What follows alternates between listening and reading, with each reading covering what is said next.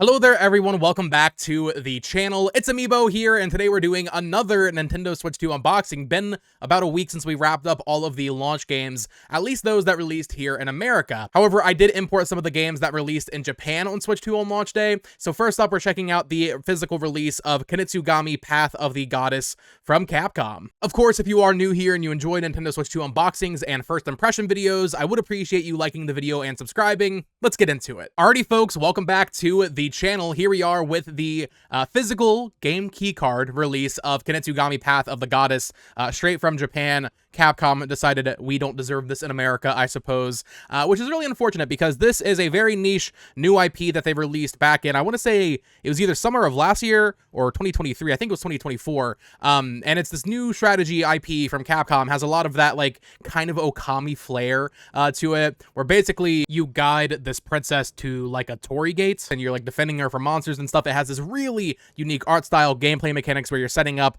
units to defend her. Basically a tower defense game, I guess would be the best way to describe it. Real-time strategy tower defense game, and got severely overlooked. I played a bit of it on PS5, but I enjoyed what I played of it, and I wanted to check out the Nintendo Switch 2 release here. One, because it's a physical copy. Of course, it does require a download with the game keycard, but this is a physical product for this game, which we didn't have before on PlayStation and Xbox, or PC, of course. But also, they added new content to this version. There's some new, like, roguelike mode, I believe. We'll check that out. And then there's also mouse controls added to the Nintendo Switch 2 version, which I'm all in for, as you know, if you've watched my other videos. I'm also very excited to check this out because it is a Japanese release. This is my first Japanese Nintendo Switch 2 game, and I've gotten a lot of comments being like, Bo, you can't use Japanese game keycards on a US Switch.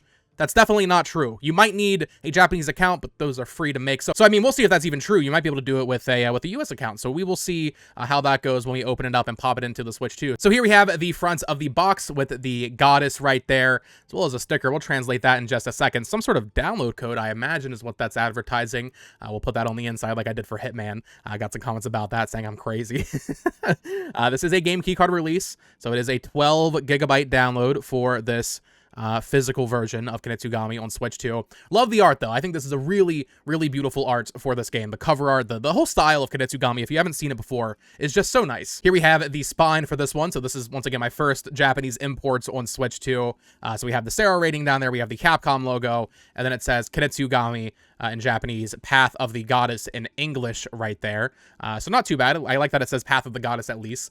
So you can easily identify this. But also, with Switch 1 imports, it's so hard to figure out what's what because it's all red. With this, I mean, at least you can kind of see the art. If you know, like, okay, this is what the spine for Kunitsu-gami looks like, even without the text, it's going to be easier to find on a shelf than it was on Switch 1, right? Here we have the back of the box. Now we are going to translate this in just a second here, but I'll zoom in so you can see all of the different little images they put on there for you to look at. So pretty. It does say Switch 2 Pro Controller there as well. Okay, it's my first time doing this, so we'll see how this works, but I've got my Google Translate right here. Is it going to focus in here?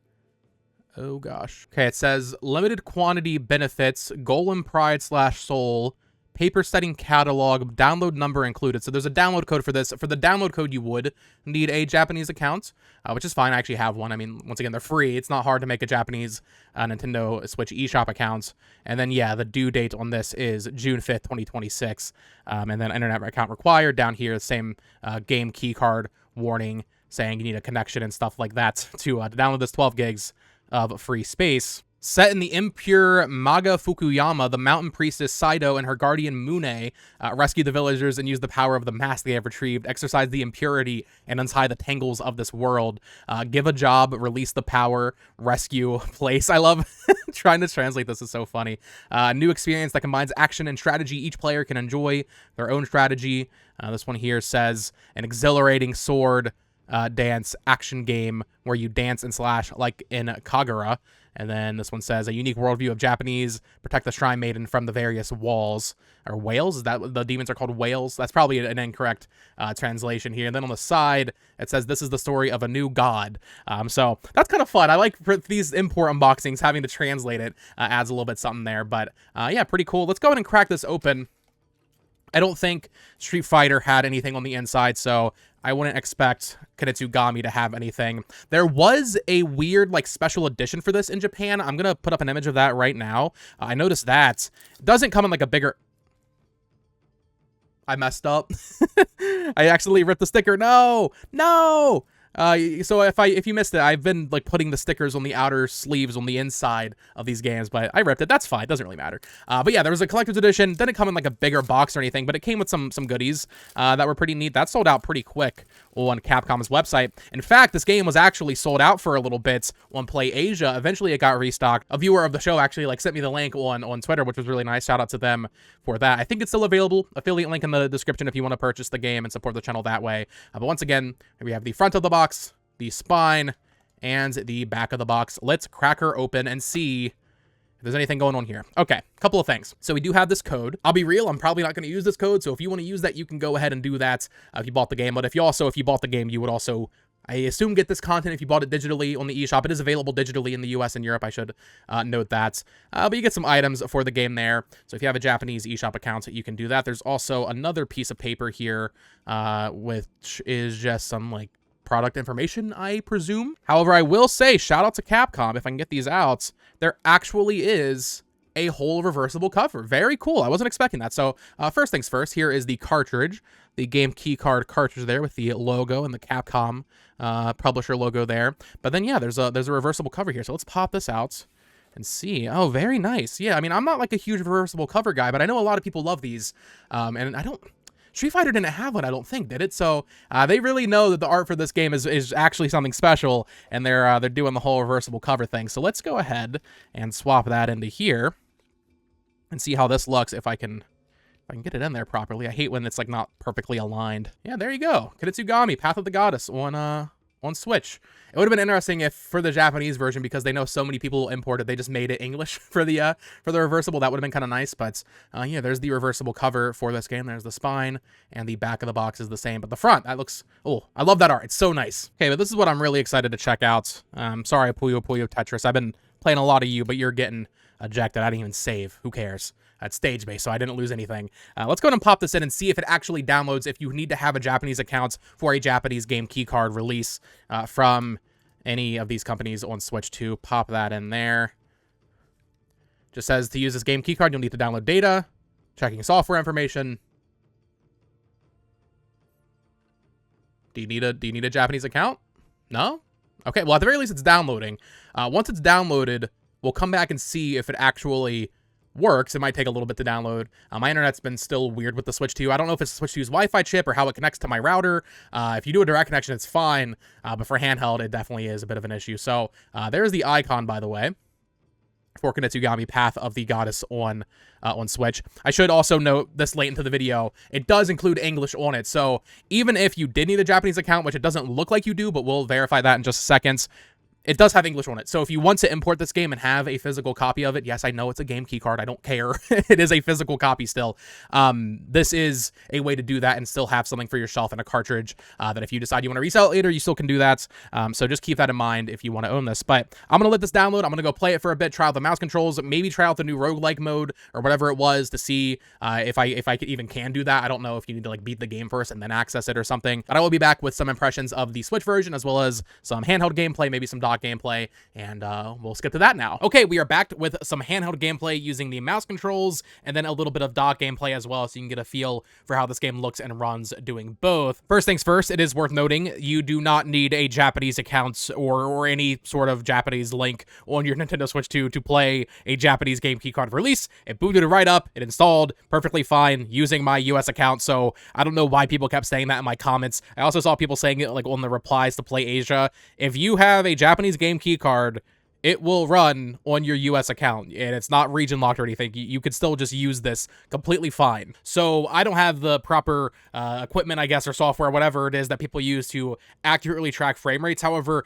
from playing it, it doesn't quite feel 30. It feels like it might be a little bit above that, so maybe this is running at 40. Certainly not 60, though. This is not running at 60, from what I can tell based on the naked eye, right? It's not running at 60, which the PS5 version, I'm pretty sure, does. So you're going to be making some compromises to have a portable version of this game. Also, the visual fidelity in general feels quite a bit downgraded versus the other versions. It's still a very pretty game. The art style itself lends itself to being downgraded quite a bit, I would say, and still looking very nice. But just go into it knowing, like, I mean, this is a competent port. I'm not running into, bugs and glitches or anything, but you are going to have a worse visual experience than if you played it on one of the other consoles, which is what should be expected out of a handheld device. As for the mouse controls, I don't know if there's more stuff later on that uses them more heavily, but from what I played here in the tutorial, but also I did a couple more levels and docked, it seems to be just like the camera. So using the left Joy-Con, you're moving around and doing like tactics with all of your soldiers, or your characters that you have, your villagers, I guess is what they actually are called. And then with your right hand, you're moving the camera, but also using the R and ZR buttons to swing your sword and do combos. I don't know if I love the mouse controls in this game, to be honest. It's cool. I like that they're there. It's always better to have an option than to just not have the option. But this is a game that, I mean, that's such a small thing, especially for like a third-person action game, where I just don't really know if I see myself using the mouse controls much more than I already had. The game controls perfectly fine with just, the right stick as the camera. I love mouse controls, but this feels like a pretty just kind of tacked on utilization of it. But still, like I said, it's better to have it than to not, in my opinion, and maybe you'd prefer to do that for this type of game. For me, the mouse controls really shine in something like Cyberpunk, where it's an FPS where your aim really matters. In this, it's like a pretty basic action game. Like, I don't know. It's like if Hyrule Warriors had mouse controls for the camera. Like, I don't think I would really want to do that. But the option is nice. It's cool that it's there. And like I said, maybe there's more stuff later on that does use it a little bit more heavily. I'm not too sure. It is nice to have a mouse cursor for the menus and stuff when you're doing that. But otherwise, I think I'll stick with the Pro Controller on this one. As for the game itself, I mean, some impressions on that. Like I said, I played it a bit on PS5 late last year. And this game has a steep learning curve. In fact, I already kind of forgot a lot of what I was doing replaying it for the first time here. So it's a strategy RTS game where you have this goddess and you have to get her to the Torii gates, and there's like a clock system. So during the day, you set up defenses, you find villagers, you purify them and find them, set a role on them, be that an archer, a woodcutter, whatever it is. There's quite a few different roles you can do as you progress. Then you're finding other resources, getting ready for the night, and then at night, the Torii gate will open, and all these demons called the Seethe will come out. And then from there, you'll use all your units to defend the princess, but also, what I really like is, it's a strategy game, it's a tower defense game, but you're also on the front lines doing some pretty sick-looking action combos. They are basic, at least so far, where it's just, RR, ZR, RR, R. Like, it's just a couple of button combos, but it just looks really nice, especially when you do those ZR combos. The way the sword, like, really, like, animates, I don't know, it looks so nice, it's so satisfying, but then it also does have that whole strategy element to it, which is really cool. Like I said, it has a steep learning curve. It might take a little bit to get into, especially when it comes to opening up, like, the map and putting units in certain locations and fortifying defenses and all that, but once you really get into the swing of things, it becomes very satisfying. And what I love is that you can actually speed up time in this game as well. So if you're just waiting for the goddess to get from point A to point B, closer to the Torii gates, or you're just waiting for nighttime to come, you can just speed up the time. Or if you set the NPCs to do a task for you or something, you can just speed up the time and do it that way. This also applies to when you're in your little base. So once you finish each mission, that location becomes a base, and there's different like little tasks and buildings you can do. You can also do speed up there, which I really appreciate. So I want to play more of this game. I want to finally actually finish it and roll credits this year. I've heard it's not too long. I think it's like 15-20 hours, but then there is some new content they added that I believe is like more endless style, more roguelike esque. It doesn't seem like I have access to that just yet, so maybe you get it a little bit later. But Kunitsu-gami on Switch 2 seems to be a solid port, nothing groundbreaking, nothing too special, especially with the mouse controls. They're just kind of on there. But it is a very niche, unique Capcom game that I'm just happy to see have a Switch 2 release. Hopefully it finds a new audience here, although I don't know if it will, because it is digital only in Europe and North America. But I am happy there is this new physical game key card release, so I can have some sort of physical representation of one of Capcom's few new IP from the past several years. This and Exo Primal, my two goats of the Capcom new IP sphere. Of course, we're getting Pragmata next year. But yeah, I'm really happy this got a release on Switch 2. Let me know your thoughts in the comments down below. Are you planning on checking out Kunitsu-gami Path of the Goddess on Nintendo Switch 2? Maybe you already have. If you bought it digitally, maybe you imported it from PlayAsia. Let me know your thoughts in the comments down below. Of course, subscribe here for more Nintendo Switch 2 unboxings, first impressions, handheld gameplay, all that fun stuff. Follow me on Twitter at BoTalksGames. Check out my Nintendo news channel at BoTalksGames. And until next time, folks, peace.